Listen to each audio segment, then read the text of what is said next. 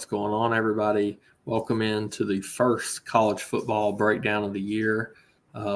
Sorry for the delay on the scheduling here. This is, around the time we plan to do these each and every week, Friday nights, hopefully earlier than this in most cases. We're going to have, likely after this week, we're going to have a panel of three. Starcher and DOB will both be joining me each and every week. You guys may remember Josh from the NASCAR shows. He'll be with me in the morning doing that one. Scheduling just didn't work out for this week, but again, hopefully that will work out a little better for all of us moving forward, and really excited to have a couple guys on as we break down some college football. So kind of the format of these shows and what we're going to do, this one being a different slate, week 0, only have 3 games to go through. So we're going to touch on each game one by one. We'll probably do that still even on the bigger slates with the guys. And then we'll touch on, just our favorite plays in the games, and then maybe, do some fun stuff with, top plays or favorite values or something like that. We'll come up with something as the season goes. But really excited to get the year started back. Always a fun college football is always a fun DFS sport. If you guys haven't checked us out before, be sure to do so. The link is in the description of the video that gets you access to our Discord, which is where you'll find chatter going back and forth. Cores, you'll find our cheat sheet. We post those into each Discord channel, including the one you see here for college football. We will have these for each and every week, each and every day of the college football season, and really excited again to get back, in the swing of things here with NFL coming up as well. So if you haven't joined us on any of our other shows with MLB or NASCAR, we do have a new partnership with Ship It Nation. They've given us 15% off, discount code Jaeger15. There's a couple links down in the description as well below ours that takes you directly to their checkout page, where you can check them out for a free week trial as well. And then if you want to stick around, you can at that 15% discounted code. So let's get into this 3-gamer. This one won't take a whole lot of time to go through. So this will be up for replay. I'm sure a lot of the viewers are going to be watching on Saturday morning. I have all my content up already. Rankings, highlighted top plays, which you're going to see here. I'm not going to show rankings on the show. We'll leave that to the subs, but just to kind of give you a quick overview, it's, top quarterbacks, running backs, receivers, and then top stacks at the bottom with an explanation and some notes on each player out to the side, which you get some of that here in the free show, but a little more detailed and, in written form if you like to come back to it quickly.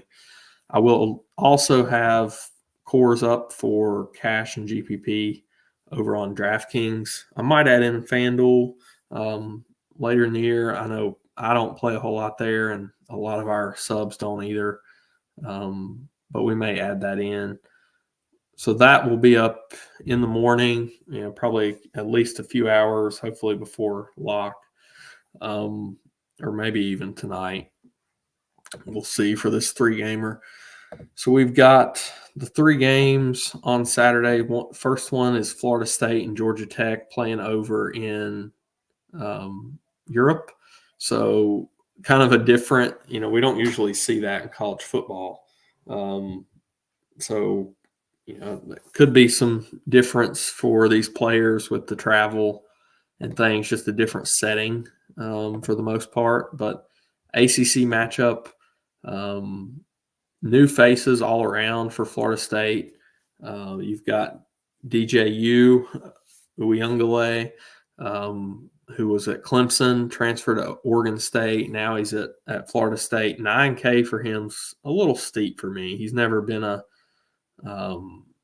real fantasy producer anywhere he's been. He's just kind of been a manager of the game. And I think that's, at least early in the year, unless I see a lot of growth, that's what I'm expecting from him with Florida State as well. They are 10.5-point favorites against Georgia Tech. I would personally probably take the 10.5 if I was picking a side in this game with Georgia Tech. And also I like the under overall in this one, under 55.5. The rest of the faces, again, Florida State is replacing a ton. New backfield, Roydell Williams comes in from Alabama. Jalen Lucas from, I think, Indiana.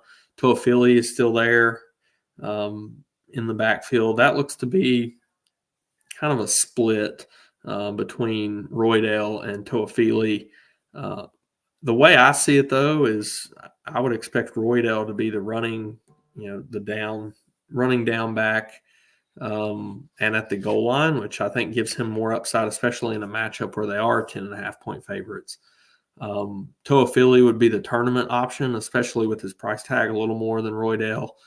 He could be more involved in the passing game, make a difference there, and maybe you get the touchdowns. So I wouldn't play both together, but I could definitely see merit to playing either one. Roydell's one of the top running back options on the slate.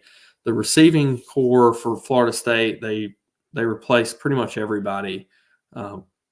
So you've got Malik Benson, who looks to be their wide receiver one, 7K. There's just a lot of unknowns there. So, he would be the top option for me overall in that receiving core. But, I wouldn't fault anybody if they say, well, is he truly going to be their number one? He's not really shown the ability to do that to this point, but everything points to that being the case. You've also got Ja'Kai Douglas, Morlock's the tight end.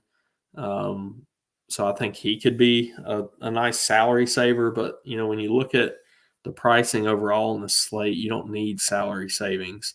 I was playing around with some builds earlier, and I was coming up with thousands short of using salary and felt fine about the team. So I think it's a case of maybe in tournaments you start going down to some of these cheaper guys just to get different, but in single entry cash games you might not even need to get to a guy like Morlock at receiver with the rest of the price tags. And the first of those is on the Georgia Tech side. You've got, and we'll just start in their receiving core, Eric Singleton's probably the top overall option on the slate, even in the matchup. In my eyes, he's right there with Benson and a few others. But we know Eric Singleton is going to get volume. We saw it last year. He had 7 targets per game from King last year. And, even though the tough matchup, it's nice in week 0 to kind of know what you're getting in terms of volume from a guy. Malik Rutherford was the other top receiver for Georgia Tech. They returned a lot. So kind of opposite of Florida State. Georgia Tech returns most of their offense. And Rutherford was over 5 targets a game last year. Very solid year. So I think he's interesting. They're priced very similar. So you're going to see a lot more ownership on Singleton. So I think that makes Rutherford the tournament target. In the backfield there, you've got Jamal Haynes, who is a guy who should step into an even bigger volume role this year. And he was good. He was getting around 15 touches a game last year. And at 6,300, again, still a tough matchup. But I think you can make a case on a slate with a bunch of unknowns to go to a guy like Haynes. And then you got Haynes King at quarterback, who maybe you could get there. He does have a lot of rushing upside. And, I am, like I said, on the plus 10.5 side for Georgia Tech. So if you think they keep it close and put up points in this game, maybe you get there. Again, I'm kind of on the under and just maybe it's a sloppier game. Florida State, a lot of new faces, but they have a good defense. They've really replenished that. So I don't see a big step down on the defensive side for Florida State, but I do see a learning curve at least for the offense. So that's where I'm at on this game. Top overall plays Roydell in the backfield for Florida State. And then you've got Singleton would be number one for me with Georgia Tech, followed by Jamal Haynes. And then Rutherford is a GPP pivot. Benson right there behind those, I would say, for me. Probably behind Singleton, ahead of Rutherford in the game as a whole. Moving on, you got Montana State. Pretty interesting when you open up the odds and you see Montana State as a 2-touchdown favorite against New Mexico. So, of course, this is a team that we don't see really any on DFS slates because they're not FBS. So, limited stuff. I have manually added some of their stats from last year. And ironically, being the 2-touchdown favorites that they are, implied for 34 points, which would be almost 5 touchdowns, at least 4 and a couple field goals. Tommy Mellett, who was in a split quarterback role last year, now steps in to be, seems like the guy, and he has quite a bit of rushing upside. He was 76 yards per game a year ago on the ground. In a split role, not playing all the snaps. And at 7K as a 2-touchdown favorite, he projects as one of the highest owned, probably the highest owned quarterback on the slate because of that rushing upside. I can't argue with it. I think it's a very good option. One way that I like to go when I'm playing around there with Mellett, however we pronounce that, is add in a stack with Ty McCullough at 4,900, who has some big playability. The volume might be a little suspect because I don't expect Montana State to throw it a ton. So, you're kind of banking on a bigger play, but I like that for tournaments at 4,900. Alexander Jr. could be an option as a pivot. But again, I don't see a big volume passing game for Montana State. So I'm probably limiting that to one of those two and a big lean to McCullough. Scottre Humphrey projects as the lead guy, but they're going to have a big split in this backfield, it seems. So 4,600, a guy who was almost at a touchdown per game in what he played last year. So, I think he projects well and could be a very solid play. We'll get to another cheap running back that we have on the slate. Humphrey actually projects higher on than Brashard Smith, who is the other one for SMU. And earlier I was kind of leaning toward Humphrey, but with the ownership, I'm starting to lean towards Smith, who we'll talk about in the next game. New Mexico, who projects to play from behind in this game, which, again, could play into the lower volume passing attack for Montana State if they're playing from ahead. But New Mexico should play from behind, as crazy as that seems to sound. But Devin Dampier, 6,100, can run as well. So kind of like his upside here as well. And 6,100 is a cheap price tag. You can play both of these guys together. If that first game goes under, this one, goes over, I think, this is probably the spot for me that I would game stack on the slate. The first game, again, I think it does go under. This one, I think it's at least somewhat competitive. And the third game, I think SMU blows out Nevada. So play those two on each side and hope it goes a little back and forth. The problem, similar to Montana State, they're going to run the ball quite a bit. And it's going to be a big mix in the backfield. And then Dampier will also run some as well. But you've got Caleb Medford and Luke Wysong. Wysong is the possession type receiver who, will probably, he's the more likely guy for like 5 for 50 than Medford, who's more the big play option. Was solid last year. So I think you could definitely play either one, but I would almost prioritize it as that. Wysong would be more of the cash option if you landed there. Might not even need to get to a New Mexico receiver, even if you are playing Dampier in cash. But he's the more cashy type play, and Medford is the more GPP, bigger play upside guy. So that's really all I've got in this game. I'm not going to their backfield, playing from behind. But Mellott would be a top option. Dampier, very solid. McCullough, Humphrey on the Montana State side, and then some GPP targets in the receiving game with Alexander for Montana State, and then Medford and Wysong for New Mexico. Last game of the slate, we have SMU as now 27-point favorites against Nevada. Preston Stone returns, 8,900, solid price tag. I think you mix him in. He's not projecting to be super high owned. I don't know if that's because a projected blowout or what, but I mean, they're projected for about 6 touchdowns. And, a lot of that's probably going to come from the first string, even if they do pull him sometime in the fourth quarter in a blowout situation. So Stone can definitely get there. He doesn't run a ton, but he did have 4 rushing touchdowns last year. So I think you can play him for sure. To pair him up, I think if you do play Stone, you want to pair him up with at least one of these receivers or tight end. RJ Maryland's the tight end.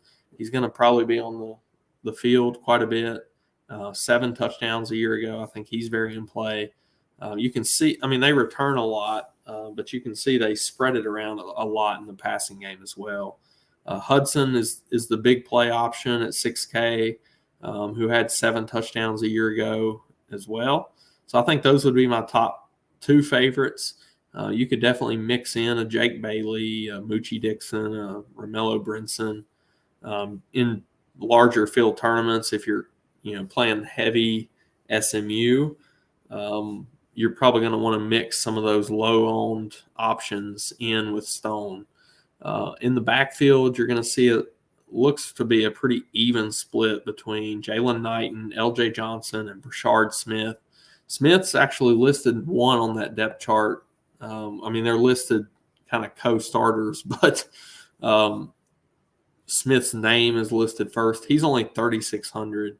I think he is probably my favorite value running back. Again, if you need the value, that is. LJ Johnson, I think, would be the tournament pivot for me, kind of up in the mid-range. I think I don't think his ownership is absurd. No, not crazy at all. So I think he would be the next option. And Knighton, I think I'm going to stay off of him, but, it could be him as well. You're going to see a mix of those 3. I could see them letting Smith show him what he's got here in this matchup where, they can get pretty far ahead. So I really like that price tag for him if you need it. On the other side, I just am Xing out. Even on a 3-game slate, I think I'm Xing out Nevada. They're projected for 2 touchdowns, lowest implied total on the slate.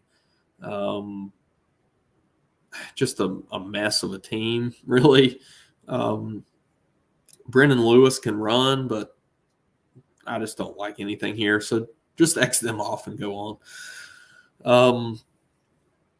Looking at and this is something we added last year, our stack tool. And we've got it sorted with the projections by point per dollar.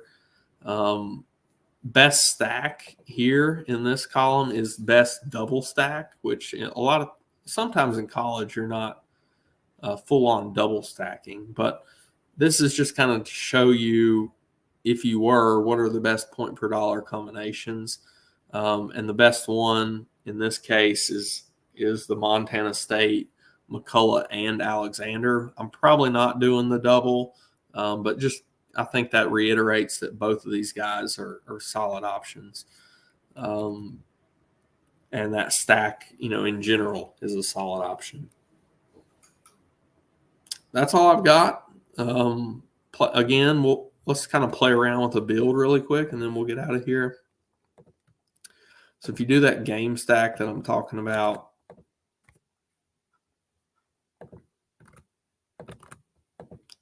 and start it out there, that leaves you 61. Let's go with our cheap back that we really like for SMU. And then, like I said, I like the McCullough stack. I don't think you have to play a receiver with Dampier. So you can kind of see here, you've got 7,100, and there's only a few guys that are even above that price tag. So you can play Roydale and you could play Haynes. And you got 75 for two receivers. So you could play Benson and Singleton there. And I think that makes a lot of sense. So it leaves almost 3K on the table. So very interesting build there. That's kind of where I'm landing. I think if you want to get different on this slate, it's just a matter of, maybe you've overstack SMU. Hope all the starters just go off while they're in there. Maybe you get to a Haynes King and hope, Georgia Tech either keeps it close or wins and pushes this total up a little bit. I think you could do that. In the running back position, there's not a whole lot of place to get different. You could play like a Toafili instead of Roydale to get some ownership discount and go do something like that. In the passing game, that's where you can get different in larger fields. Medford and Wysong are really low on, so maybe you do, when you're doing that game stack, you don't just stop at what I did. You throw in a Medford in a receiver spot with Dampier.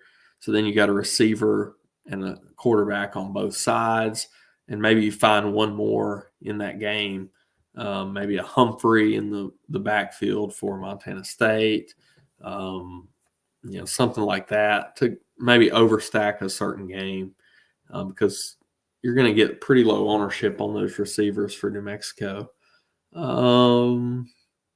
Rutherford is a massive ownership savings on Singleton. So I think that's an interesting tournament target. First game of the year, maybe Rutherford outperforms Singleton in a tough matchup. I think that's where you could kind of see something like that happen. These slates are the hardest for me. 3 gamers, just there's not a lot of places to go. You get massive ownership on certain spots. So these are always the hardest. So we'll be into a full slate next week, which will be nice.